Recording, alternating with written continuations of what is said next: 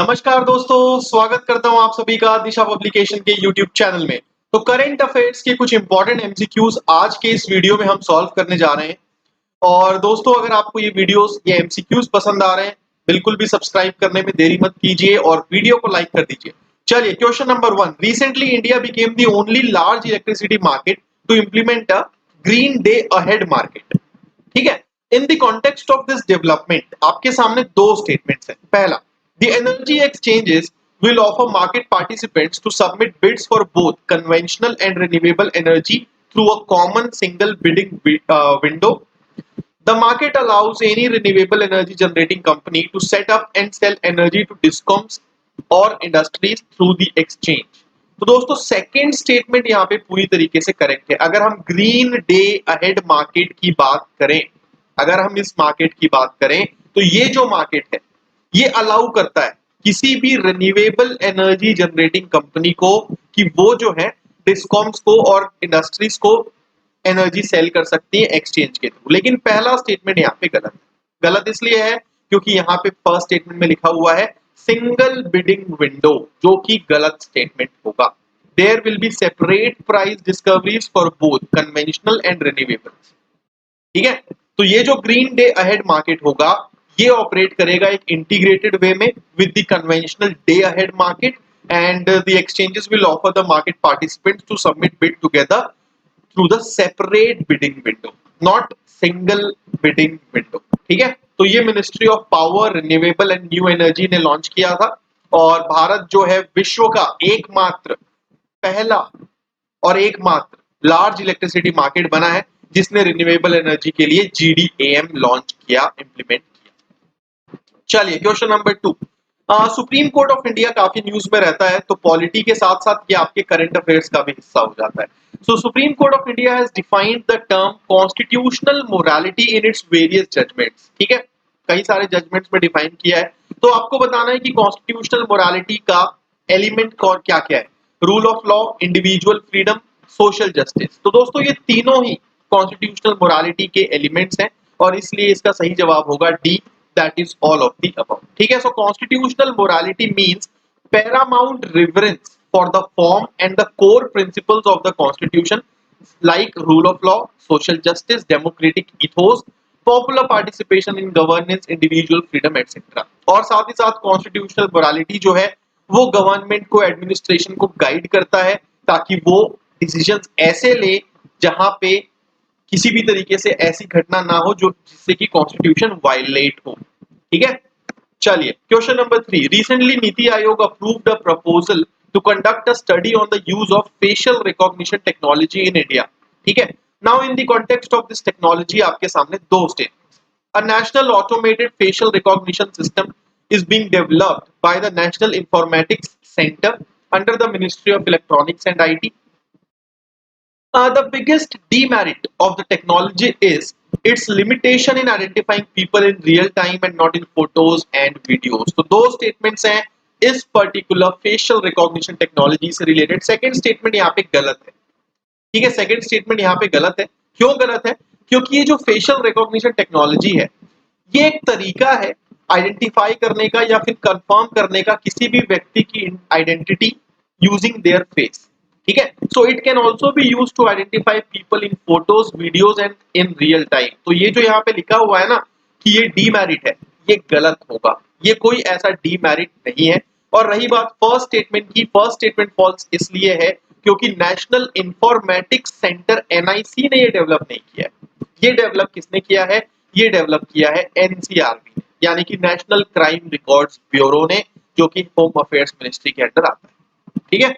चलिए, question number 4। Recently seen in the news DOXXING, doxxing क्या है? Type of technique used to tamper ball in the cricket, गलत statement है। Type of fraud that uses mobile phone text message to lure या फिर lure victims into calling back, जो आजकल हो रहा है, ये भी गलत है। Type of fraud that involves morphing of photographs, ये भी आजकल हो रहा है, बट ये भी गलत है। सही जवाब होगा इसका D. Doxxing is act of publicly identifying और publishing private information about someone. ठीक है। सो बेसिकली डॉक्सिंग जो है पहली बार इमर्ज हुआ as a hacker slang for obtaining and posting private documents about an individual, जो कि उसका राइवल हो या फिर एनिमी हो। ठीक है, सो करेक्ट आंसर डी होगा। Question number 5 with reference to the IOSCO यानी कि international organisation of securities commission, आपके सामने दो स्टेटमेंट्स हैं। IOSCO is a subsidiary body of the World Bank that acts as the global standard setter for the security sector. SEBI is an affiliate member of the IOSCO. तो दोस्तों SEBI इसका affiliate member जरूर है, लेकिन ये world bank की subsidiary body नहीं है। ठीक है, तो जितने भी इंटरनेशनल ऑर्गेनाइजेशंस हैं करंट अफेयर्स में रहते हैं, आपके बहुत काम के हैं, और उनका जब भी आप अबाउट अस वाला पेज पढ़ोगे ना, आपको काफी कुछ सीखने को मिलेगा। सो करेक्ट आंसर इस क्वेश्चन का होगा बी, दैट इज ओनली 2। देखिए, सॉरी, करेक्ट आंसर इसका डी होगा दोस्तों, माफ कीजिएगा, सेबी एफिलिएट मेंबर नहीं है, सेबी ऑर्डिनरी मेंबर है। ठीक है, तो यहाँ पे एक मिस्टेक हुई है, ध्यान रखिएगा, आंसर इसका डी होगा। सेबी जो है इसका एक ऑर्डिनरी मेंबर है। ठीक है, रिसेंटली IFSCA यानी कि international financial services centre authority जो है वो इसका एसोसिएट मेंबर बना है, बट सेबी इसका एसोसिएट मेंबर नहीं है। रही बात IOSCO की, तो IOSCO is the international body that brings together the world's securities regulators and it is recognized as the global standard setter for the securities sector. ठीक है, it works intensively with the G20 and the Financial Stability Board. It's not a body of the World Bank. Question number 6, देखिए रूपी में depreciation ये भी काफी ज्यादा news में चल रहा है, डॉलर के मुकाबले रुपया कमजोर होना। ठीक है, तो डिप्रिसिएशन इन द रूपी वुड नेगेटिवली इंपैक्ट इंडिया या फिर Indians in which of the following areas.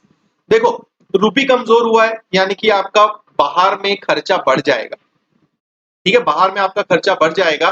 For example, अगर $1 का 80 रुपए, मतलब आपको 80 रुपए देने पड़ रहे हैं $1 लेने के लिए, अगर वो बढ़ के 85 हो जाता है तो आपको 85 रुपए देने पड़ रहे हैं सेम $1 के लिए, यानी कि उसी $1 के लिए आपको 5 रुपए ज्यादा खर्च करने पड़ रहे हैं ना। तो फॉरेन एजुकेशन एक इंडियन के लिए महंगी हो जाएगी, क्रूड इंपोर्ट इंडिया के लिए महंगा हो जाएगा, फॉरेन ट्रैवल करना महंगा हो जाएगा, इन्वेस्टमेंट अब्रॉड महंगी हो जाएगी।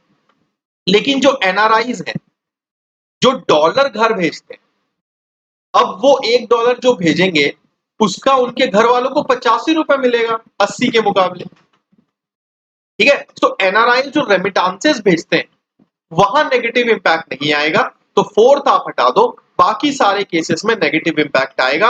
आंसर इसका होगा। ठीक है, so depreciation in the rupee impacts all expenditure in dollar terms and on the other hand अगर आप एक एक्सपोर्टर हो तब आपको ज्यादा पैसे मिलेंगे, और साथ ही साथ अगर रूपी कमजोर होता है तो क्रूड इंपोर्ट का कॉस्ट बढ़ जाता है और आपका इंपोर्ट महंगा हो जाता है। Question number 7, consider the following statements regarding International Space Station ISS. It is a space station or a habitable artificial satellite in a polar orbit. गलत statement है ये। It serves as a microgravity and space environment research, correct है। It is jointly owned by various space agencies. So correct answer इसका होगा A दोस्तों, 2 and 3। ठीक है, basically international space station modular space station है in low earth orbit. Okay, and this ISS program is a multinational collaborative project between 5 participating space agencies. कौन-कौन सी? NASA जो कि US की है, देन रशिया की रोस्कोस्मोस, देन उसके बाद JAXA Japan की, ESA यूरोप की और CSA कनाडा। ठीक है, so it serves as a micro gravity and space environment research laboratory, जिसमें साइंटिफिक जो एक्सपेरिमेंट्स है वो कंडक्ट किए जाते हैं in astrobiology, astronomy, meteorology, physics etcetera. Question number 8 regarding national rural employment guarantee act 2005 यानी कि NREGA. The scheme is implemented only in rural areas of India. It gives higher wages to women workers. ऐसा कुछ नहीं है। People are generally skilled and unskilled, basically generally given skilled and unskilled jobs. Okay, so correct answer इस question का होगा A. It aims to enhance livelihood security in rural areas by providing at least 100 days of wage employment in a financial year to at least one member of every household. ठीक है, तो ये चीज आपको ध्यान में रखना है। इन्फेंट मोर्टेलिटी रेट अगर हम इंडिया का कंपेयर करें तो इनमें से कौन से देश के साथ कंपेरेबल होगा? Sri Lanka, China, USA, none of the above. Answer होगा नन ऑफ द अबव, क्योंकि इंडिया का आईएमआर लगभग 27 है दोस्तों, जबकि चाइना, श्रीलंका, यूएसए का काफी कम है, तो कंपेरेबल नहीं है। ओके, इन्फेंट मोर्टेलिटी रेट मतलब कि 1000 में कितने इन्फेंट्स की डेथ हो रही है। चलिए आखिरी सवाल आज के इस सेशन का regarding traffic. It's a joint initiative of WWF and IUCN. It is governed bye UNEP. It aims to ensure that trade in wild plants and animals is not a threat to the conservation of nature. तो third statement पूरी तरीके से correct है, first statement पूरी तरीके से correct है, लेकिन सेकंड स्टेटमेंट गलत है। ट्रैफिक की एक गवर्निंग कमिटी है, वो गवर्न करती है, UNEP गवर्न नहीं करता। तो सेकंड स्टेटमेंट फॉल्स होगा, करेक्ट आंसर होगा इसका। ठीक है, तो 1976 में WWF और IUCN द्वारा ये एस्टैब्लिश किया गया था as a wildlife trade monitoring network. Okay, ये एक लीडिंग नॉन गवर्नमेंटल ऑर्गेनाइजेशन है which is working globally on trade in wild animals and plants. ठीक है, सो दोस्तों आज का ये वीडियो यहीं समाप्त करते हैं और मैं मिलता हूं आप सभी से अगले वीडियो में कुछ और इंटरेस्टिंग MCQs के साथ।